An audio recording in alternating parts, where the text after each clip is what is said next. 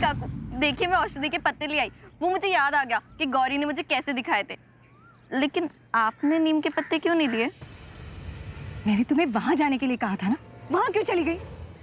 मैं वहां ही जा रही थी, बट मुझे बहुत ज्यादा अच्छे पत्ते दिख गए। देखिए ना, मिल गए ये सारे, कितने अच्छे। लाओ, यहाँ दो पत्ते। और एक काम करो, अब तुम वहां जाओ और नीम के पत्ते ले आओ वहां से। जाओ। लेकिन काकू, देखो, ज्यादा चपड़ चपड़ मत करो। जाओ ना, ले आओ, जाओ जाओ।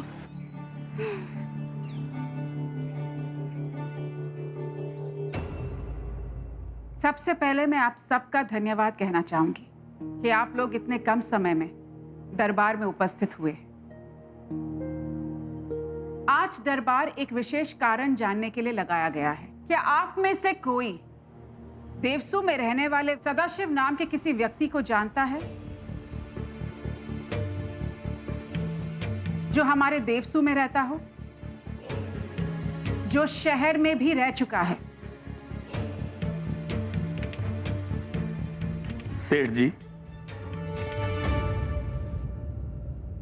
जन्म से लेकर आज तक मैंने कभी देवसू की सीमा को नहीं लांघा और देवसू के हर घर में कभी ना कभी कोई ना कोई पूजा अवश्य की है, किंतु आज तक मैं इस सदाशिव नाम के व्यक्ति से कभी नहीं मिला। मैंने भी इसका नाम पहली बार सुना है। मैं भी नहीं जानता इस सदाशिव को। किंतु किया क्या है इस सदाशिव ने? कोई नियम तोड़ा है क्या?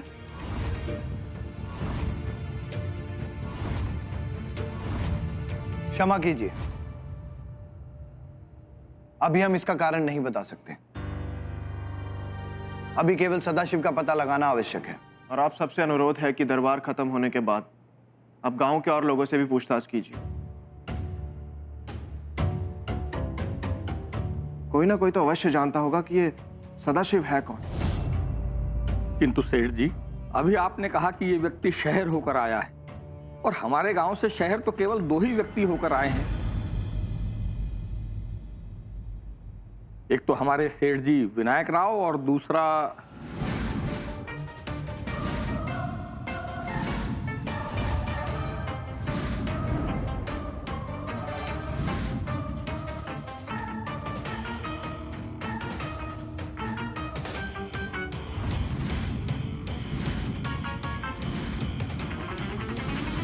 देवसू पे फिर से कोई खतरा आ गया क्या? मुझे आज्ञा दीजिए सेठ जी, देवसू की सुरक्षा के लिए सबसे आगे मैं खड़ा रहूंगा। उसकी आवश्यकता नहीं है भावराव। तुम जाके आराम करो, तुम्हारे घाव अभी तक भरे नहीं है। तुम अगर इसी तरह चलते फिरते रहोगे तो तुम्हारे घाव भरने में काफी वक्त लग सकता है। भावराव, वैद्य जी ठीक कह रहे हैं। तुम्हें यहां दरबार में नहीं, अपने कक्ष में होना चाहिए।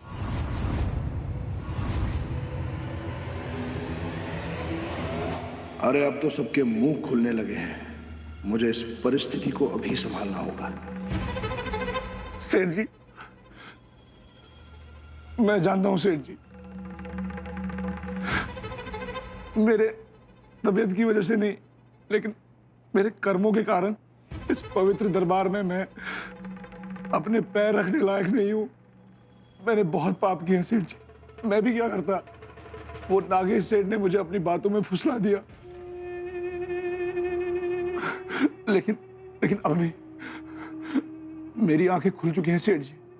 आपने तो देख ही लिया ना कैसे मैंने अपनी जान पे खेल के बाजी की जान बचाई है। सेठ जी, मुझे फिर से देवसू की सेवा करने का मौका दीजिए, मुझे सेवक बनने का अधिकार दीजिए। आप चाहे जो दंड दे मुझे मंजूर है, लेकिन मैं फिर से देवसू की सेवा करना चाहता हूं।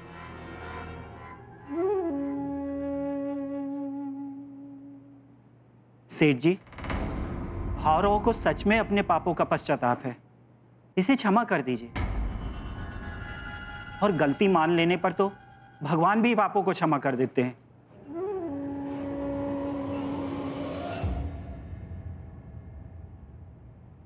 यही तो अंतर होता है हम में और भगवान में। भगवान मनुष्य के मन में झांक सकते हैं। उन्हें पता होता है कि पापी सच में पश्चाताप कर रहा है या केवल ढोंग। लेकिन हमें यह निर्णय लेने में समय लगेगा। भावराव, तुमने अभी अभी कहा कि तुम देवसु की सेवा करना चाहते हो, तो सोच समझकर हमारे प्रश्न का उत्तर दो। क्या तुम किसी सदाशिव नाम के व्यक्ति को जानते हो जो देवसु में रहता था और जो शहर में रह चुका है? सदाशिव? हाँ सदाशिव, याद कीजिए, कहीं तो सुना होगा ये नाम।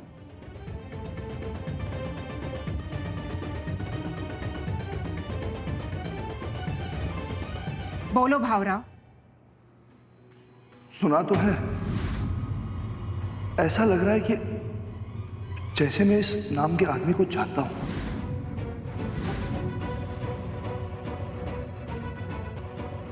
सोचो, अपने दिमाग पर जोर डालो, बताओ हमें कौन है ये सदाशिव? कहां मिले हो तुम इसे?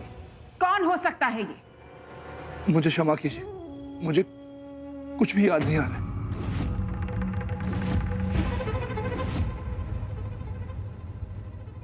मुझे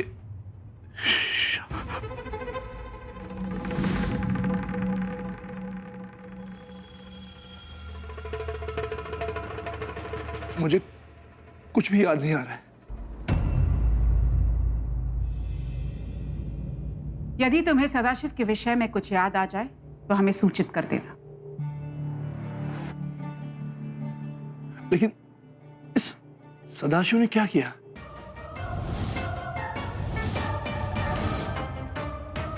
कारण जानना तुम्हारे लिए अभी आवश्यक नहीं। तुम अपने कक्ष में जाओ।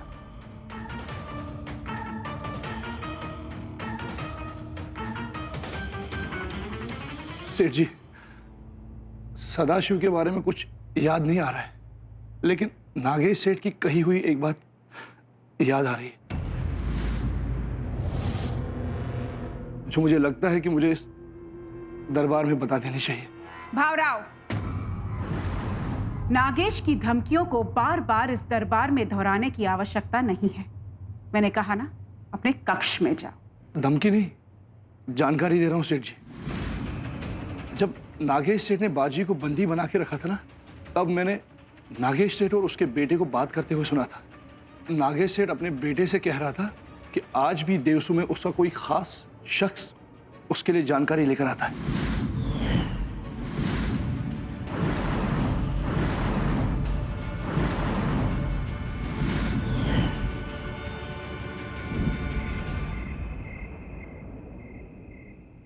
ये बाजी भी ना, इतने गंदे कपड़े, पता नहीं क्या करता है कपड़ों के साथ।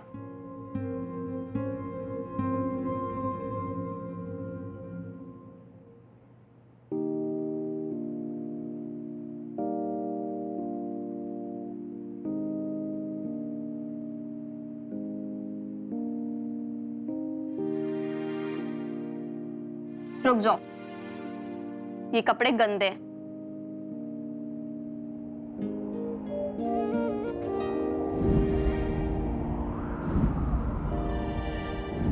ये लो, आज ही धुल के आए।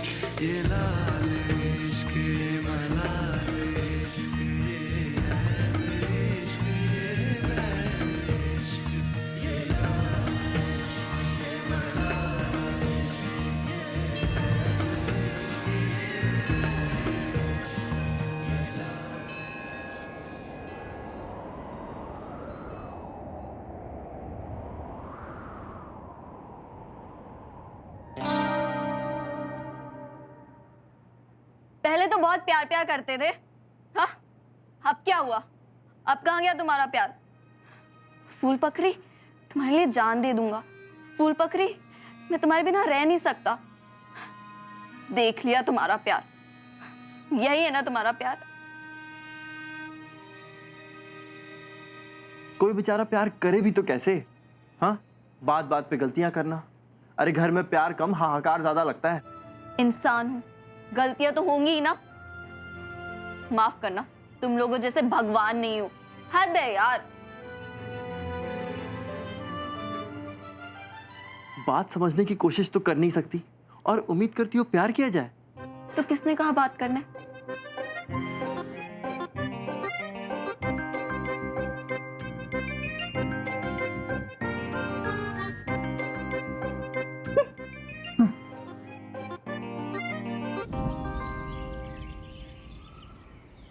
गौरी, हाँ, वो वहां जंगल में है उस अम्बरीश के साथ।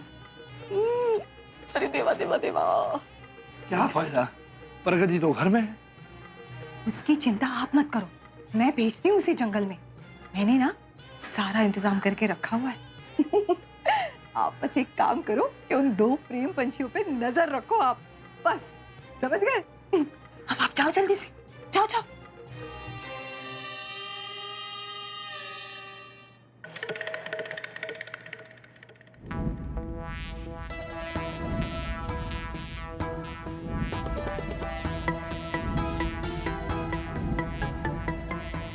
पता नहीं ये प्रगति कहाँ मर गई अभी। ऐसे तो पूरे घर में दिन भर तितली की तरह उड़ती रहती है, लेकिन जब जरूरत हो कभी आएगी ही नहीं। तो बाजी ने परेशान कर रखा है, ऊपर से इयररिंग नहीं मिल रही।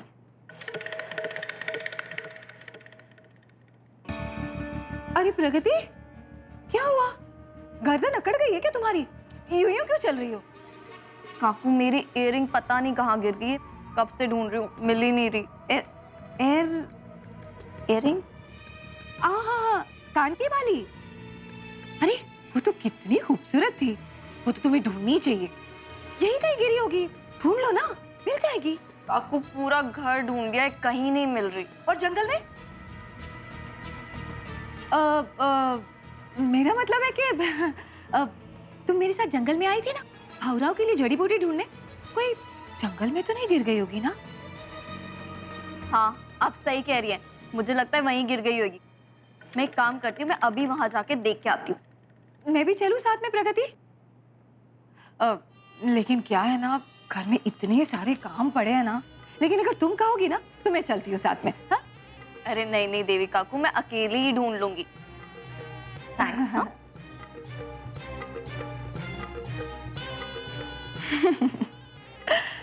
तुम अकेली क्या कर पाओगी मेरे बगैर प्रगति? क्योंकि तुम्हारी किस्मत तो मेरी मुट्ठी में है। अब तुम वही करोगी जो मैं चाहूंगी और वही देखूंगी जो मैं तुम्हें दिखाऊंगी। अब तुम वही करोगी जो मैं चाहूंगी और वही देखूंगी जो मैं तुम्हें दिखाऊंगी।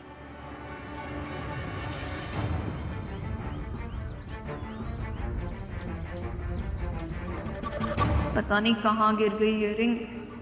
गौरी सुनो ना, बोलो। कि हम भी कल से देवसू के बाहर मिला करें, क्यों? ताकि हम भी वो सब कर सकें जो देवसू के बाहर के लड़के लड़कियां करते हैं।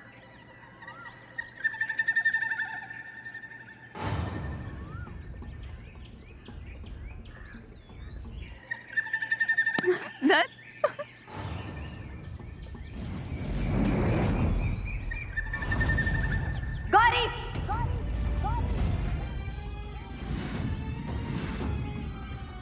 अपना काम तो हो गया।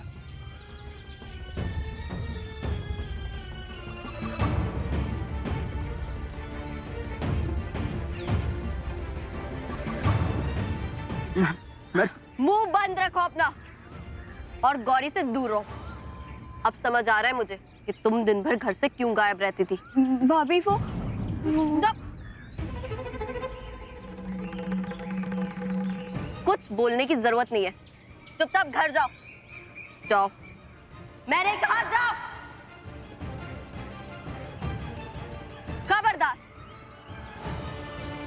अगर एक कदम बढ़ाने की भी कोशिश की ना, अभी पहरेदारों को बुला दूंगी। तू जिंदा बच के नहीं जा पाएगा यहाँ से। ये तो सेठ जी की बहू प्रगति है, ये यहाँ किससे बात कर रही है? इस मिट्टी के बने हो तुम बाप बेटे, दो कौड़ी की भी शर्म नहीं है तुम दोनों में। बेचारी गौरी को फंसाने चले हो। मैंने कुछ नहीं किया, गलत समझ रही हो प्रगति। तुम तो रुको अब, सही गलत मुझे मत सिखाओ, तेरे पूरे खानदान को अच्छी तरीके से जानती हूं मैं। एक बात कान खोल के सुन ले, अगर यहाँ पे दोबारा दिखाई दिया ना तो मैं नहीं मैं नहीं मिलूं। अगर मार से सुधरने वालों में से होते ना तुम बाजी की मार से ऑलरेडी समझ जाते। रुको, तुम्हें पहरेदारों के हवाले ही करती हूँ। ए रुक! ये गौरी ने भी इस बार हद कर दी।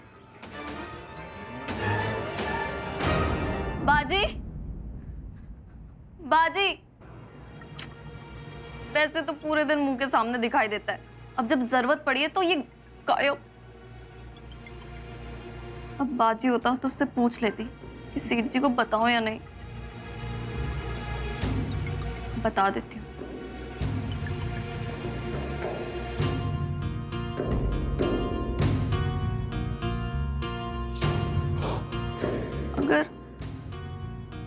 अगर मैंने ये बात सेठ जी को बता दी तो गौरी मुझे माफ नहीं करेगी।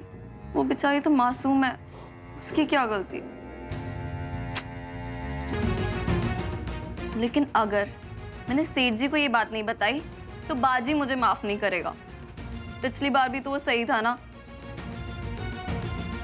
हाँ, मुझे ये बात सेठ जी को बता देनी चाहिए, इससे हमें कम से कम अम्बरीश का प्लान पता चलेगा। मैं अभी जाके सेठ जी को ये सब बता के आती हूँ। इस प्रॉब्लम का सलूशन अब वही ढूंढ सकती है।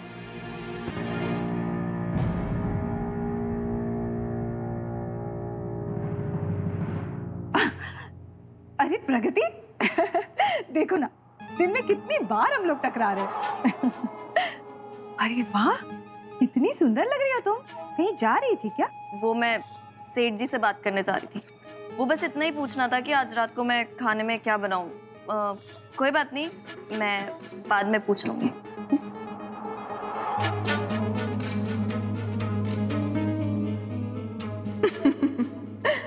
बड़ी चालाक समझती है अपने आप को। खाने के बारे में पूछने चली थी। बस अब आखिरी दांव खेलने जा रही हूं मैं। वो सही पड़ जाए तो बेटा प्रगति, वैसे भी तुम्हारे खाने पीने पे आफत आ पड़ेगी। बच्चों, तुम्हारे गुरुजी शिकायत कर रहे हैं कि तुम दोनों कई दिनों से गुरुकुल नहीं गए। तुम दोनों को ज्ञान है ना कि तुम दोनों के लिए शिक्षा कितनी आवश्यक है। मेरा पढ़ाई में मन नहीं है, इसका भी नहीं है, इसलिए हम लोग रोज घर से निकल कर मैदान में जाके पूरा दिन खेलते हैं। तुम्हें शर्म नहीं आती है? तो बड़े होके तुम क्या बनोगे? बिंदु, अगर मार के डांट के इन्हें बात समझ में आती तो अब तक ये दोनों बात समझ गए होते। संतान का धर्म होता है कि वो अपने माता पिता का गर्व बने, ना अपने स्वार्थ के लिए माता पिता का मान स्वाभिमान को ठेस पहुंचाए। समझे? सुना? अब तो सुधर जाओ। अब कुछ समझ में आया तुम दोनों को? बिंदु, समझने की आवश्यकता तुम्हें है। द्रोणाचार्य से विद्या, महादेव से वरदान, चाहे कृष्ण की सेना भी बगल में हो, किंतु आदि गुरु के मार्गदर्शन बिना तेजस्वी रावण, दुर्योधन भी दिशाहीन हो। वो गुरु जिसकी कोख में हमने जन्म लिया, वो गुरु जिसकी गोद में हमने अपने आंखें खोली, वो गुरु जिसकी सीख से हमने अपने जीवन का पहला शब्द उच्चारण किया, मां। हमारे बच्चे गुरुकुल में केवल ज्ञान प्राप्त करते हैं, लेकिन संस्कार वो तो हमें हमारे घर में ही मिलते हैं। बिंदु, इसीलिए तुम्हारा दंड यही है कि रोज सुबह तुम स्वयं अपने बच्चों के साथ गुरुकुल जाओगी और उनके साथ ही वहां ज्ञान ग्रहण करो। हमारे शास्त्र भी यही कहते हैं कि हर बच्चे के कर्म और निर्णय में कहीं ना कहीं उसके आदि गुरु यथार्थ उसकी माँ का योगदान होता है।